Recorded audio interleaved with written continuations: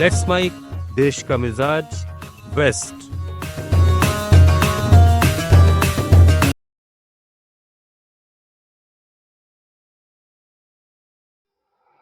देश का मिजाज वेस्ट। यह है let's mike more than radio. आप सुन रहे हैं पश्चिम भारत की खबरें। राजस्थान के पूर्व मुख्यमंत्री अशोक गहलोत ने सचिन पायलट को लेकर कहा है कि वे कांग्रेस छोड़कर कहीं नहीं जाएंगे।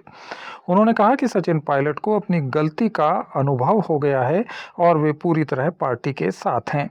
गहलोत ने बीजेपी के राजस्थान प्रभारी राधा मोहन दास अग्रवाल के सचिन पायलट को लेकर आज दिए उस बयान के जवाब में ये टिप्पणी की, जिसमें अग्रवाल ने पायलट को बहरूपिया बताते हुए कहा था कि उनकी एक टांग कांग्रेस में और एक न जाने कहां रहती है। उनकी दोनों टांगे कांग्रेस में ही है और कांग्रेस में रहेगी।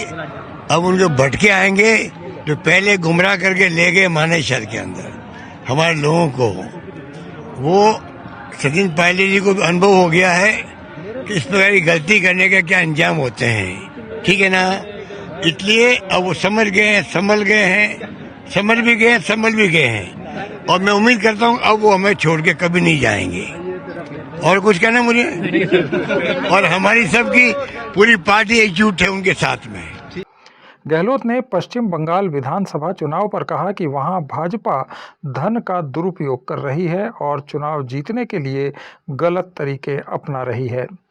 देखिए, इतना धन का दुरुपयोग कर रहे हैं वो लोग, इतना इलेक्शन कमीशन का दुरुपयोग कर रहे हैं। मेरी जान आजादी के बाद में इस बार जो इलेक्शन कमीशन की भूमिका हुई है बंगाल में, मेरी समझ में इस प्रकार का आतंक कभी देखा नहीं। राजस्थान के टोंक में बीजेपी के राष्ट्रीय अध्यक्ष नितिन नवीन ने राजस्थान में पार्टी के 7 जिला कार्यालयों का उद्घाटन किया। इससे पहले जयपुर में उनका रोड शो भी हुआ। नितिन नवीन ने पार्टी के पदाधिकारियों से मुलाकात की। कार्यक्रम में उनके साथ मुख्यमंत्री भजनलाल शर्मा भी थे।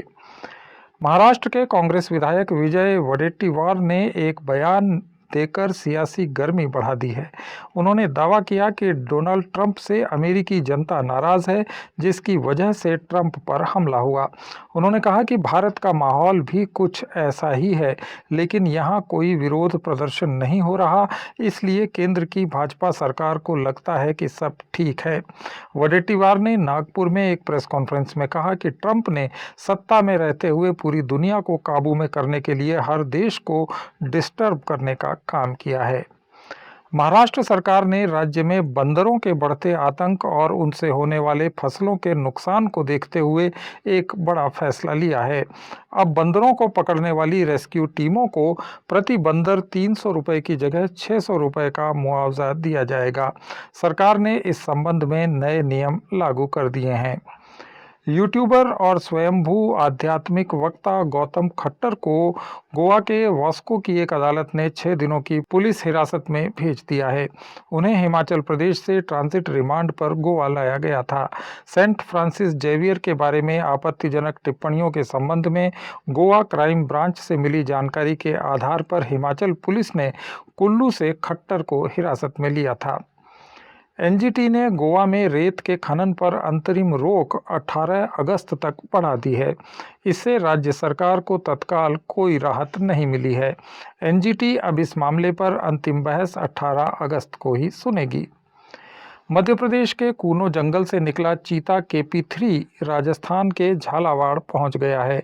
वन विभाग की टीम चीते की मॉनिटरिंग कर रही है। चीता 12 जिले के शेरगढ़ और हरनौदा शाहजी क्षेत्र से होते हुए झालावाड़ जिले के मनोहर थाना चंडीपुर रेंज में पहुंचा। गुजरात में स्थानीय निकाय चुनावों के नतीजों से पहले आम आदमी पार्टी को एक और झटका लगा है। पार्टी के गुजरात प्रदेश महासचिव और किसान नेता सागर रबारी ने आज अपना इस्तीफा दे दिया।